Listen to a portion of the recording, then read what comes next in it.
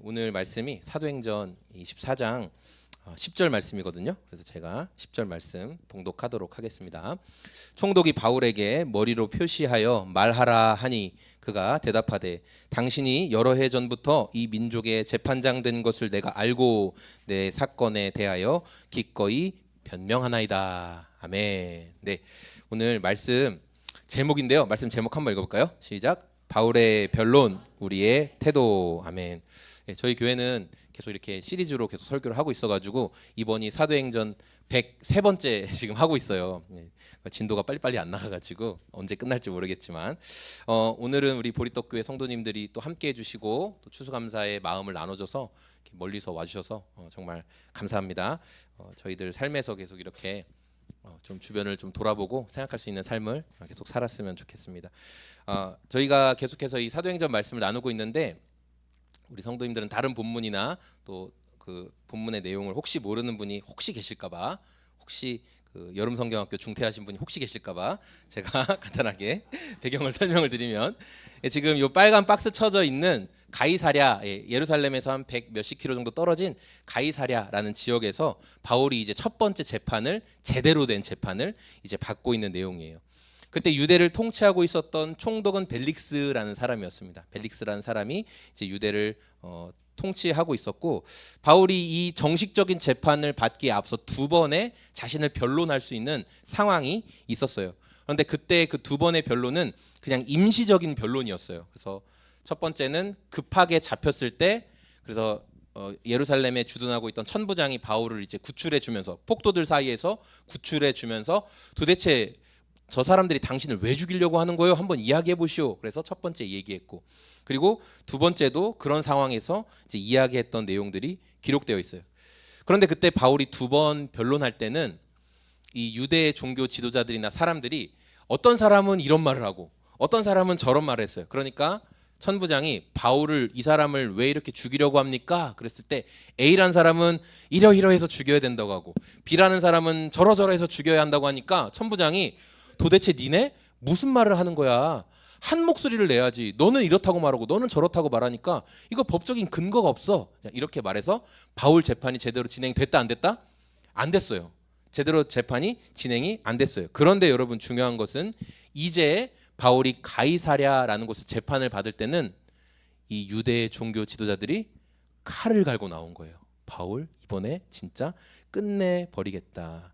그래서 이 사람들이 어떤 계획을 세웠냐면, 자신들이 이런저런 목소리를 내는 게 아니라 우리는 한 목소리를 내야 되겠다. 그래서 로마법과 유대법을 다 잘 알고 있는 더둘로라는 변호사를 딱 고용했어요.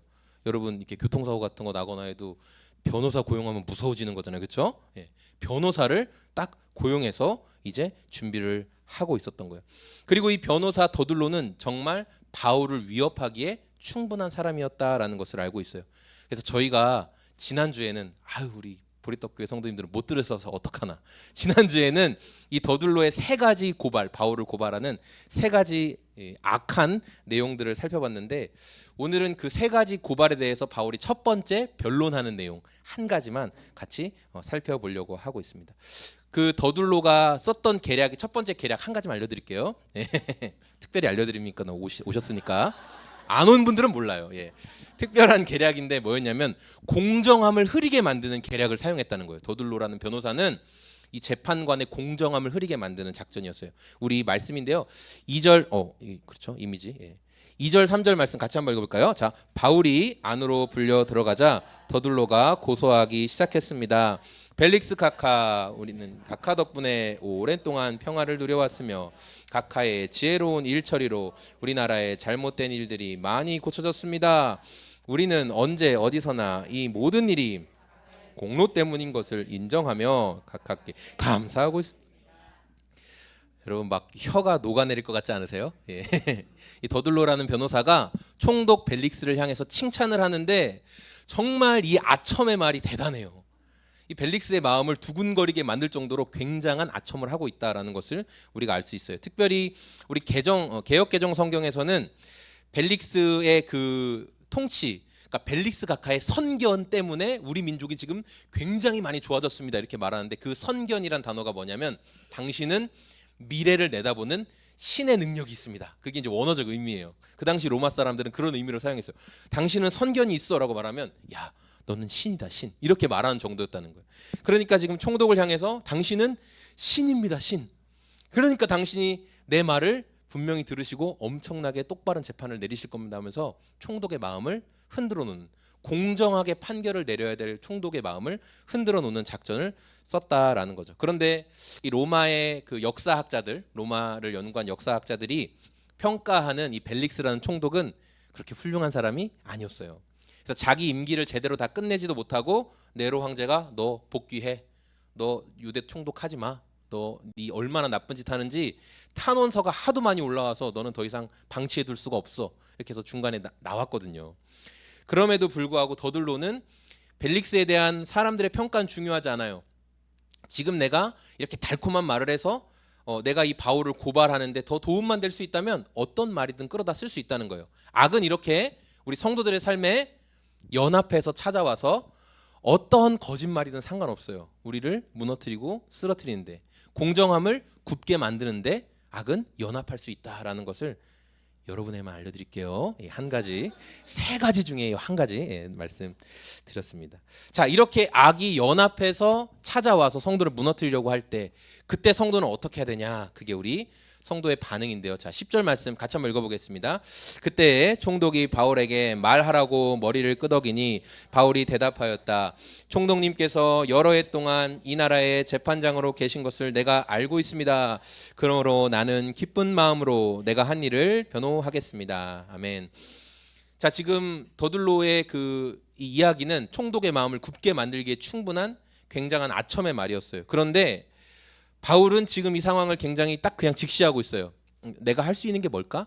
내가 지금 어떻게 변론해야 되는가를 정확히 보고 거짓말이 아니라 진실만을 말하고 있다라는 것을 우리가 볼 수 있습니다. 변호사 더들로는 총독의 말을 흐리게 만드는 아첨의 말을 했어요. 그때 바울이 변호사 더들로를 보면 제가 이때 아무나 함부로 바라보면 안 되잖아요, 그렇죠? 변호사 더들로를 보면서 와, 저놈 진짜 나쁜 놈이네. 저 거짓말하는 거 봐, 저거 입에 침도 안 바르고 거짓말하네. 이렇게 더들로를 바라보면서 분노하지 않고 바울은 총독을 보고 있었어요. 벨릭스 총독을 바라보고 있었다라는 거예요. 바울은 거짓말하고 있는 사람을 보면서 와, 저 사람 진짜 나쁘다, 어떻게 거짓말을 저렇게 할 수 있어 라는 게 아니라 이 재판을 결정할 수 있는 그 총독에게 자기의 시선을 두고 있었다. 그러니까 더들로의 말이 끝나자마자 총독이 고갯짓으로 바울 대답해 이렇게 말하자마자 멍하니 딴 데 보고 있지 않고 즉시 자신의 이야기를 시작할 수 있었다. 그렇게 저는 성경을 묵상했습니다. 악이 성도들의 삶을 집중적으로 무너뜨리려고 할 때 우리는 그 문제를 일으킨 사람을 봐요. 저 사람 때문에, 진짜 내가 저 사람 때문에 이렇게 어려움을 겪네. 저 사람만 아니면, 저 문제만 아니면 내가 아무 어려움도 없을 텐데, 저 사건만 없어지면, 이 문제만 해결되면, 우리는 그렇게 생각을 하는데 오늘 말씀을 통해 여러분이 기억하셔야 될 건 뭐냐면 그 사건, 그 사람이 아니라 이 전체를 판단하시는 재판장 되시는 주님께 시선을 두라는 거예요. 주님이 판단하실 거야. 주님이 판단하실 거야. 나를 분노하게 하는 그 사람이 아니라 주님이 이 상황을 어떻게 보실 거지? 주님 판단 내려주십시오. 주님께 시선을 집중하라는 것입니다. 바울이 이 변호사 더들로의 아첨의 말을 다 듣고, 여러분 바울도 되게 탁월한 사람이거든요. 그리고 그 당시 이 로마의 그 교육법에는, 바울 로마 시민이잖아요. 로마 교육법에는 우리는 구경수 막 이런 걸 배워야 되지만 로마 교육법에서 제일 중요한 게 뭐였냐면 수사학이라는 거 있어요. 수사학이 뭐냐면 말로써 상대방을 설득시키는 기술, 그게 수사학이에요. 쉽게 얘기하면. 바울이 수사학을 배웠을까요, 안 배웠을까요? 바울의 글이나 문체를 보면 당연히 그는 탁월한 수사학자예요. 바울은 많은 성경학자들이 동의해요. 왜냐하면 바울의 글을 여러분 읽으시면 성경 통독 한 20독씩 하시잖아요, 그렇죠? 우리 보리떡교회 성도님들 갑자기 눈을 피하시는데 그런데 여러분이 뭐 로마서나 고린도전서, 후서나 바울의 그 성경을 쭉 바울의 쓴 성경을 읽으면 막 가슴이 뜨거워지잖아요. 와, 막 이 논리 전개가 막 탁월하잖아요. 이게 수사학이에요. 처음에 이런 말을 던져서 하나 둘 점점 쌓아가요. 우리 축구가 빌드업 축구 하잖아요, 그렇죠? 그런 것처럼 우와 저 말을 들으니까 그래 내가 이렇게 결정해야 되겠어 하는 게 바울의 마음에 기본적으로 세팅이 되어 있다고요. 그러니까 바울이 더둘로가 지금 총독에게 살살살 이렇게 아첨하는 말을 듣고 야 나는 너보다 더 잘할 수 있어. 총독 오늘 한번 들었다 놨다 해볼까? 할 수 있을까요, 없을까요? 맞습니다, 여러분. 얼마든지 할 수 있었어요. 그러나 바울은 그냥 팩트만 이야기합니다. 총독님, 당신이 우리나라를 한 6년 정도 지금 통치하고 있었던 것을 내가 압니다. 그래서 당신이 6년이나 통치했으니까 유대인들의 문화를 잘 알 거라고 내가 기대하고 그렇게 알고 있습니다. 정확하게 팩트만 얘기해요. 여기에 어디에 막 바울이 총독님, 저는 로마 시민으로서 저의 이런 연약함을 헤아려 주시고 아무것도 없어요. 정확하게 정답만 딱 이야기를 합니다. 사실만을 객관적으로 이야기를 해요. 그래서 이런 더둘로의 고발이나 나를 분노하게 하는 문제가 아니라 이 재판을 지금 진행할 수 있는 총독을 향해서 당신이 명확하게 판단 내려주길 원합니다 라는 이야기를 하고 있는 거죠. 우리가 문제 상황에 놓이게 되면요, 저희가 문제 상황에 놓이게 되면 우리 자신을 포장하는 경우가 되게 많거든요. 약하게 보여야 될 때는 내가 세상 비참한 사람인 것처럼 포장을 해요. 여러분 안 그러시고 저만 그래요. 여러분은 절대 그러실 일이 없습니다. 그런데 저는 그렇게 해요. 내가 약해 보여야 될 것 같으면 막 난 진짜 세상 불쌍한 사람이에요 이렇게 포장을 하고요. 또 제가 세 보여야 될 때는 그런 문제점 내가 감당할 수 있지 이런 식으로 저를 또 세게 과대 포장을 합니다. 사람에게 잘 보이거나 인정받고 싶어서 그리고 그 문제 상황에서 빨리 벗어나고 싶어서 다양한 포장지를 사용해서 저를 감싼다라는 거예요. 그러면 문제가 해결될 것처럼 생각이 되니까. 하지만 성경은 그런 문제가 놓였을 때 오늘 변호사 더둘로로 대표될 수 있는 그 문제의 상황, 문제를 일으키는 사람 그런 것에 집중하지 말고 판결 내리시는 하나님께 집중해라. 재판장이신 하나님께 집중해라 이렇게 말씀하고 있습니다. 그렇기에 성도인 저와 여러분들이 어려운 문제를 만났을 때 또 악이 작정하고 한 목소리를 내서 우리들을 공격해 올 때 주님 제가 재판장이신 주님께 더 집중하겠습니다. 그 태도를 여러분 붙잡으시길 소망합니다. 이제 오늘 이 말씀을 통해서 공정을 흐리게 만드는 악의 상황 앞에서 성도가 어떻게 반응해야 되냐를 한 가지만 같이 살펴봤어요. 악한 것들, 그러니까 바울을 공격한 게 이게 한두 번이 아니거든요. 점점 공격이 세졌고 바울이 공격을 피해서 계속 결국 예루살렘까지 왔지만 거기에서도 바울을 향한 공격이 끈질기게 계속되었다라는 거예요. 그래서 성도는 우리 삶에 이런 공격이 언제고 있겠구나. 지금 내가 한 번 잘 방어했다고 해서 끝나지 않겠구나. 여러분 안타깝지만 이 사실을 계속 기억해야 돼요. 그리고 오늘 말씀에서처럼 내가 이 문제 앞에 바라보아야 할 대상이 누구인가를 여러분 명확하게 세우시기를 바랍니다. 우리가 바라보아야 할 문제나 어려움의 상황에서 우리가 바라보아야 할 것은 그 문제를 일으키는 사람이나 상황이 아니라 누구를 바라보라고요? 맞아요. 여기 하나님, 예수님, 성령님, 주님을 바라보시라는 것입니다. 공격하는 악이 갖은 방법을 통해 성도들을 괴롭히겠지만 그때 우리가 흔들리지 않을 수 있는 방법은 뭐냐면 내 인생의 재판장 되시는 주님, 제가 주님께 시선을 둡니다. 주님이 공의롭게 판단해 주십시오. 그래서 여러분도 그 주님 앞에 막 포장하실 필요가 없는 거예요. 주님 저 엄청 약하잖아요. 저 사람은 엄청 센 사람인데 저를 이렇게 괴롭게 하잖아요. 그렇게 하지 말라는 거예요. 주님 제가 지금 이렇습니다. 그냥 정확하게 말씀드리세요. 왜냐하면 하나님 엄청 공정하시거든요. 정확하게 판단을 내리십니다. 주님께 시선을 두고 우리가 정말 정직하게 행동했다면, 정말 정직하게 결정했다면 주님이 가장 올바른 판단을 내려 주실 것입니다. 몇 주 전에 이 보리떡교회에서 온다고 전화를 정도 목사님이 주셨어요. 그래서 오랜만에 극동방송에서만 듣던 목소리를 전화로 들으니까 굉장히 반갑더라고요. 의외로 우리 성도님들 별로 안 들으시나 보네요. 전화해서 말해줘야 되겠다. 별로 반응이 없으신 거 보니까 제가 약간 극동방송 매니아라서. 근데 이제 오신대요. 이제 흩어지는 교회에서 오신다. 그래서 제가 연락을 받고 감사하다. 정도 목사님 와 우리 교회 6년 전에 개척했을 때도 연락 한 번 없었는데 야 감사하다 그래도 한번 어떻게 연락 주시네. 나의 존재는 알고 있나?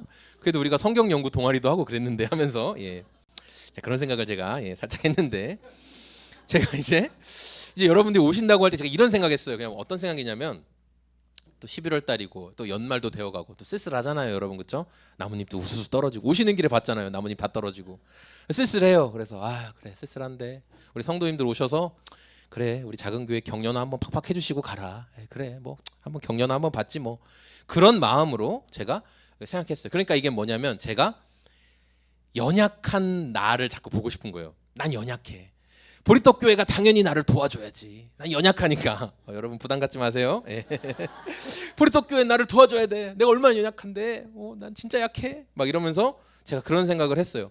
받을 생각만 하는 거예요. 받을 생각. 성도님들이 오셔서 한번 힘을 팍 실어주시면 내가 얼마나 좋을까? 난 연약하니까. 그런 생각을 제가 계속 하고 있었어요. 그런데 점점 날짜가 다가오면서 제가 이제 말씀을 미리 준비해야 되니까 말씀을 준비하면서 저에게 이런 어떤 하나님이 주시는 질문 같은 생각이 이렇게 뾰로롱하고 떠올랐어요. 이게 뭐냐면은 야 너는 어떻게 보리떡 교회나 이런 성도들한테 받을 생각만 하니? 이런 마음이 제 안에 이렇게 들어왔어요. 여러분 그런 생각은 진짜 주님이 주신 생각이 맞습니다.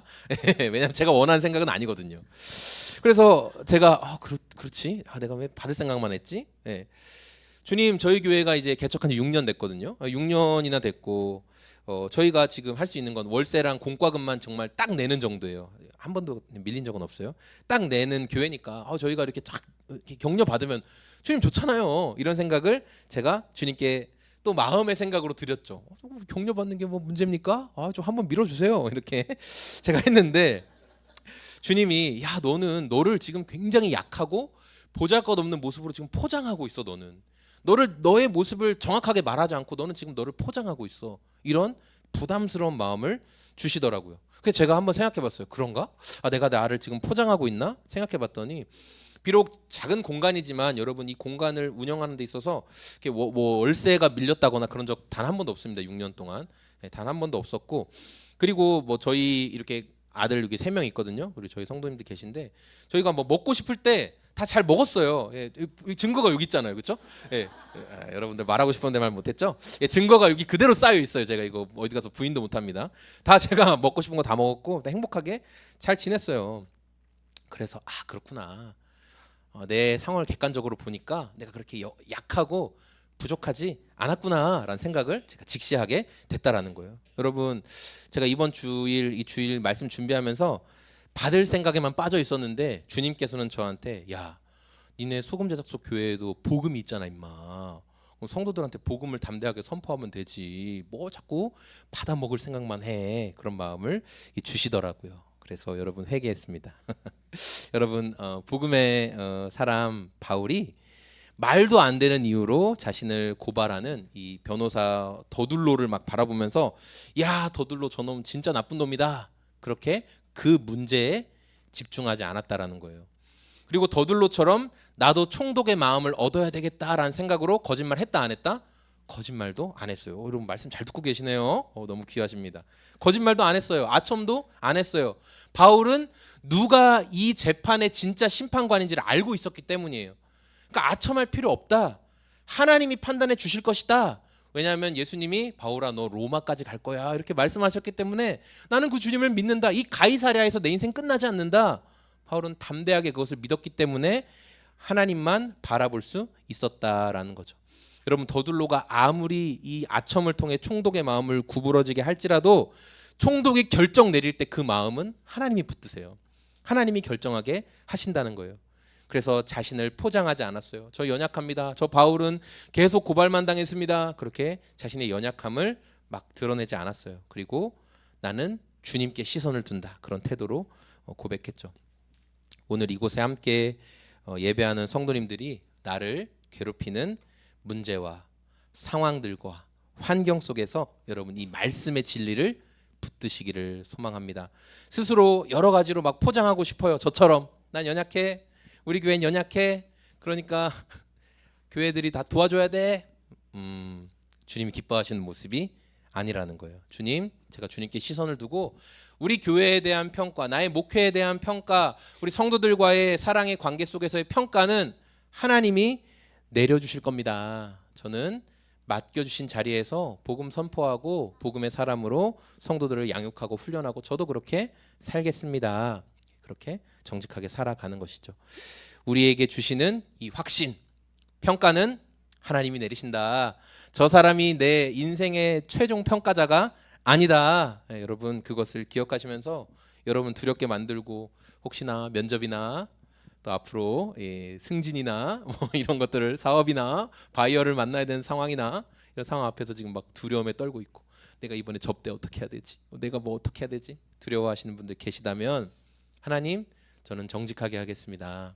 평가는 하나님께서 내려주십시오. 이 담대한 복음에 사로잡힐 수 있는 저와 우리 함께 예배하는 모든 성도님들이 다 되시길 소망합니다. 아멘.